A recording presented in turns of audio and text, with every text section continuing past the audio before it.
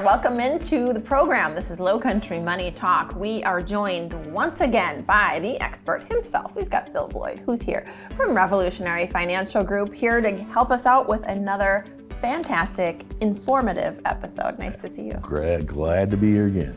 Well, there's a lot happening, and Sure. It just keeps happening. So things keep changing. The picture here and recent events has really got us questioning all kinds of things, but particularly those related to our finances. Sure. So timely discussion for us here on Lowcountry Money Talk. Never a dull moment. That is absolutely the truth. So the good news for our viewers today is we're going to take this opportunity to talk a little bit about the main financial threats. Mm-hmm. So when we've got all these different conditions brewing, we really want to know what are the big factors here causing financial instability. It would be good if we could just have one. That'd be nice. Yeah. But we have like all of this coming at us right away. So, we're coming out of 2 years of pandemic and economics and shutdowns and all these job openings and stimulus and all of this stuff. Then we get hit with the European stuff, the Russia, the Ukraine. Still we have a supply issue, which is going to be problematic. And on top of that, it's like now we want to get out and start driving around, and the cost of gas goes up, $4, maybe even by summer $5. So it's like, man, when do we get a break, right? Yes. Well, gosh. A break would be nice. But here's some of the things I'm thinking. Okay. So, inflation. Still a huge problem. It is. Most people have never seen this type of inflation before. It's been like over 40 years. We're hovering around the 8% mark. Yeah. And the thing is, Jessa, if they can calculate inflation the same way they did in the 70s, we would be well in the double digits, with our energy costs and all these things. Because 8%, but if you look at the cost of gasoline is over 100% more, food prices 25% more. If you can find stuff, now you go to the grocery store and some things aren't even available. It is a challenge. I need to go to multiple different retailers and online sources to do what used to be a one-trip shop. Yeah. And, that's just a supply issue. But I've also noticed, to your point, my bill is really going up, and Americans all over the country are noticing that, and we're feeling it. And if you have to drive to different retailers, right, you're going to have to put more gas in there. Absolutely. And they're going to have to spend more gas to get those items to the shop where you're going. And that's usually truck related. Last I checked, they run on gasoline. Now we're not doing as much domestic oil here, so we're having to transport oil. I've been down at the beach here, and I can remember years ago you would hardly see an oil tanker pulling in. And now I'm sitting there, I see tankers going to Savannah Harbor. I never used to see that. Really? You see a lot of cargo ships, but I didn't see many tankers. Now I'm seeing tankers, and you know what those tankers use for energy? I'm guessing fuel, gas. Diesel fuel. Diesel. Ooh. So that's going to cost even more to transport from the Middle East or Venezuela or wherever it's coming from instead of local. So all of that's going to cost us more. Right. And that really goes back to talking a little bit about what we're looking at ahead and whether or not we are winding up into a recession here. Yeah. Because we are really having to spend more of our money just to live our daily lives. Yeah. And what kinds of effects does that have on us as consumers, and then ultimately the economic impact there? Well, I think this summer, we will have some time to get in that next segment, but people are going to travel local, I think, more because of the high cost of gas. The islands should do well, so you should be full. The restaurants, all that's a good thing for the area, but people aren't going to be traveling overseas. They're going to stay close to home. Absolutely. So might alter our plans for the summer. We'll talk a little bit more about that and probably a few more things, Sure. don't you think? Absolutely. When we come back here on Lowcountry Money Talk. Stick with us.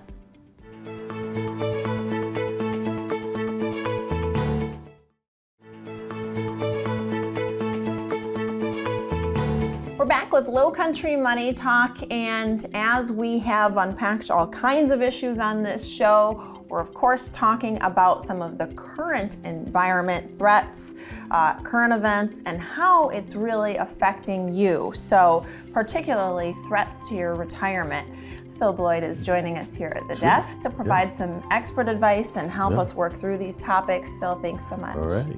Now, Jessa, we talk about, Washington needs money. It does. Where do they get it? Well, if you saved money, they're trying to get it from you. That's right, that's the problem. So, I think one thing we need to look at in retirement is how can we be more effective with our money and set it up so that Washington gets less. They're still gonna get enough, believe me. But there's a lot of threats right now to our savings dollar. Mm-hmm. We talked in the previous segment about inflation. It closing out 8%. Okay, so figure I have $100 and now inflation I'm at 92. Okay, then what? Stock market volatility takes another 20%. So let's say we're down another 20%, so another 18 and some change. So let's just round it off and say, okay, we're at $75 now. And then we have this money in a deferred account, meaning that we haven't paid taxes on it yet. And Washington says, well, you got $75 here, we're gonna want our cut. Mm-hmm. So they say, okay, we want another 30%. So now I'm down around 50 and some change, right? And then we say, okay, what about our national debt? And how will that affect the $50 that I've got left? Right. Devaluation of the US dollar.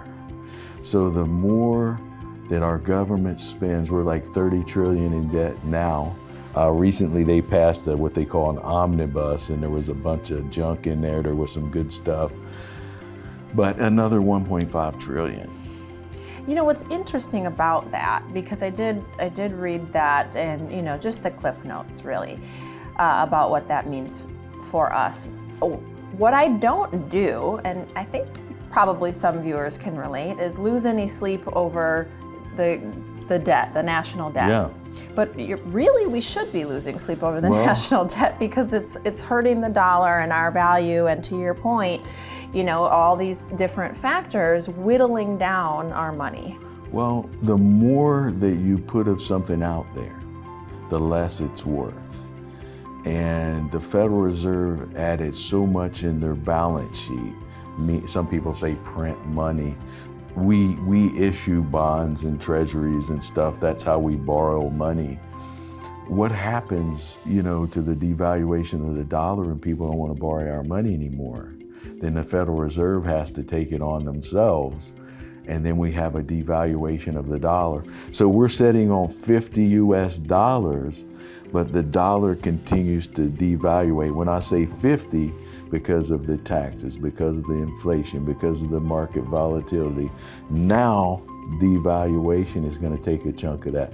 Not to be all negative, but we need to understand, and our schools don't do a very good job of teaching, and our politicians spend recklessly, and they're like, there's no end in sight. Okay, 30 trillion, 40 trillion, whatever.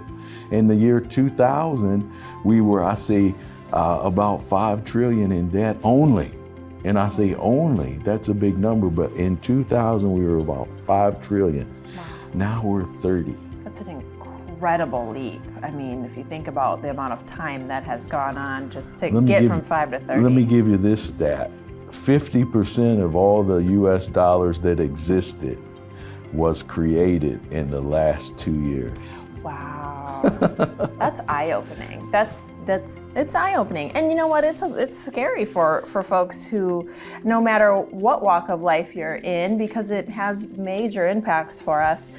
For those who are in or nearing retirement, you're probably wondering what that means for your portfolio, and how much risk you're taking on, how much you should be taking on. That's something that Phil and his team can help you with. So if you would like to do a complimentary risk assessment, portfolio analysis, a good fit for for Revolutionary Financial Group is those who have portfolios of $500,000 or more. Right.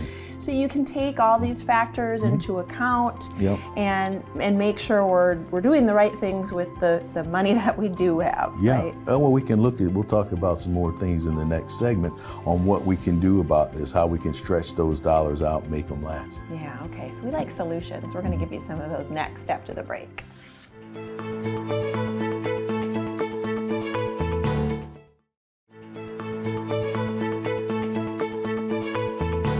Welcome back into our program. We are talking money because it is Lowcountry Money Talk. So we've got some great information for you on the docket. If you're tuning in, Phil Bloyd has helped us work through a lot of information here so far. We've talked a lot about problems because, well, we're running into a lot with everything happening in the global economy. You talked to me before the break a little bit about solutions, though. Yes. So one of the things I mentioned right before we headed out was, coming in or calling Rachel and getting a risk analysis and really taking a hard look at your portfolio.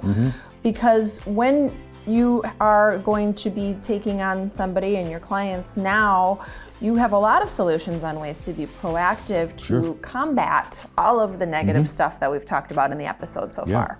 We have to be. So, if we have all these challenges to our retirement dollar, we have to be smart about how we can maybe change some of the things we're doing so that we can get a better output. And if we don't, we're always, in Kentucky, Einstein, what does he say, the definition of insanity? Doing the same thing over and over, expecting a different result. Right. In Kentucky, where I was born, we have the good hillbilly logic that says if you always do what you always done, you always get what you always got. Oh, I like that better. So that's the Einstein in the hillbilly side of things. But, I think, Jessa, what we need to do, one thing, if we're in a volatile market and we have some downturns and we have an IRA, which means that we've deferred the taxes, we owe those taxes to Uncle Sam. Now, Uncle Sam determines how much they want of that dollar. Right. But how would we like to turn the tables on Uncle Sam a bit? I think we would like that. In fact, how would we do that? They've left us some back doors there so that they have a thing called a Roth conversion. Doesn't matter how much money you have or anything else, whether you're retired or not, we can still do this. It's not a contributory IRA, it's a conversion. So if I have a stock that's down in value, and I'm expecting it to, a year from now, be much higher. Right. Why wouldn't I go ahead and lock in my taxes while I know what they are with Uncle Sam? And I say, okay, I'm gonna convert this stock. I'm not selling it, but I'm gonna change the way it's taxed by paying the taxes on it now. And I know that rate. Right, versus the future unknown rate. The unknown rate, which many people think, since we're on 30 trillion in debt, right, and going up, that those taxes will go up. And then Uncle Sam will want a bigger cut of that dollar. So I'm gonna say, I'm gonna be proactive, and I'm gonna say, okay, I'm moving so many shares or whatever it is, you may check with your tax person or whatever, because you'll have to pay taxes on that when you convert it. But I'm gonna take proactive and I'm gonna say, I'm gonna convert this and pay taxes on it now, because a year from now, I think that's gonna be worth more money. But I wanna lock my taxes in at a lower rate. Right. So I'm proactive with that. And really this goes back to, some of our previous episodes and discussions about really having a strategy, not just a collection of assets. And this is one of those, very smart strategies to save your future self some potentially big dollars. Taking control. We worry about our finances like I'm out of control, there's nothing I can do. The market does this, I have nothing to do with that. Take control, okay? I can control what I'm gonna convert from a deferred asset. I can say, I'm gonna pay taxes on that now, and then when I move it over, the growth from that point forward is not gonna be a taxable item. Right. And you know what, Jessa, I think if we do right on the stock or whatever it may be, I think 20 years from now, that a dollar that we don't owe any taxes on is going to be way more valuable than one today that we locked in and took care of the taxes. So that dollar is going to be worth, maybe we still have the depreciation, the devaluing of the dollar or whatever, but that tax-free dollar is going to be worth more than one that I left to the government to decide, are you going to be nice and benevolent with me and tell me what I owe you 20 years from now? Right. Not a good idea. And it's so easy to kick the can down the road and not think about this until you're ready to think about this. But what a great strategic way to save yourself some money. And let's come back to that. I like it. Let's do it. We'll be back with more after this.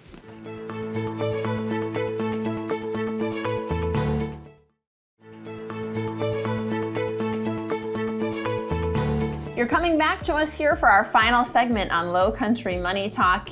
And Phil Bloyd is at the desk with us yet again to help us round out some information here on our program. Thanks for being here. I'm glad to be here. Phil Bloyd, of course, is with Revolutionary Financial Group and giving us lots of great pointers. And one of the things we did in this episode, first and foremost, is we talked about challenges, because we're facing a lot of challenges right now. They're coming at us from all angles, really. We also got to spend some time, though, talking about ways to combat those challenges. And that's really where, we had our pens and papers out taking notes. Before the break, you had just a really great idea about Roth conversions that, hadn't occurred to me. I bet maybe was a strategy some of our viewers hadn't thought about before, a great way to save money. The overall framework of that idea is taking control. So let's expand on that. Jessa, if we take, a lot of people may feel, there's nothing I can do. The market's going down, the taxes are going up, the gas is going up, there's inflation, we need to claim control of our assets again. So we need to be proactive. We can sit here, and a lot of times I point out the negative things because I want to get your attention so that you focus on some things that maybe you can do. But there's solutions. And if we say, no, I'm going to be in control of my destiny. It gives us that confidence, and we can put that doom and gloom behind us and say, no, I have a plan. We can always plan on the government wanting more taxes, but what are we going to do about it? There's things we can do about it. Right. So in the environment that we're in, we had 13 great years of growth. Everybody's enjoyed that. We've got a little complacent. It's not going to be that way going forward. So most economists are predicting, that those years, as far as those big growths, may be a little behind us for now. So the idea would be is not to be all doom and gloom, but to reclaim control of your retirement and have the plan and the strategy behind it. Right. And I think to your point, and whether or not you would say so, but I'll say so, that a lot of advisors really do get a little bit, hate the term, but lazy, and we just sort of get the picture of here's where we're at, here's where you'll be in, X number of years, and don't really take the extra step of taking control, having a true strategy to save you money in the future, save you money on taxes, combat, inflation, all of these things that are coming at us, government spending, and how that's affecting us. So you really are taking that extra step that is key in our portfolio management. I want to make sure that we do spend another just 30 seconds to a minute talking a little bit about how we can determine whether or not working with you is a good fit and where our finances are now. So whether or not you're already working with an advisor and maybe just want a second opinion, you do something called a risk assessment and a portfolio analysis. Right. And the way that viewers take advantage of that, and that part is free. You call Rachel at their office and you're able to do that. So a good fit would be somebody who has a portfolio of $500,000 or more as a starting point, and then you can talk through some of these things as you go. Well, briefly on that. So a risk assessment is basically you answering the questionnaire about how you feel about certain things. And then it says, okay, this is, it's a computer program. We pay a lot for it, but it's a computer program, and it comes up with a number, and you're like, wow, I'm actually a little more aggressive than I thought, based upon how you feel about things. Right. The portfolio analysis is basically going to say, this is what I have at risk, this is how it's doing to different benchmarks, and this is how much it's costing me. So going back to what can we do to be more proactive? If we can arrange our portfolio and our income where we're paying less in taxes, depending on where we're taking our withdrawals from, if we do some conversions to get our taxes prepaid, so later we'll have that tax-free dollar. If we're paying, if we want to take money out of an asset and pay capital gains tax, which may be lower than our income tax, that may be one thing. Or if I have too much in my savings that already pay tax on it, I can take that and not affect my portfolio at all. Or can I lower the expenses of my investments? We're in challenging times. We need to know how we can make our dollar more effective and take control, and then we'll be more confident. And that's what's so brilliant about the way that you strategize. You have a very intelligent strategy based on each individual, and you really set aside time to be proactive and make those assessments and moves for the individual. So I've enjoyed learning from you. This has been a wealth of information. Thank you for having us. I enjoyed it. Take control of your finances, okay? We'll leave it at that. We'll see you next time.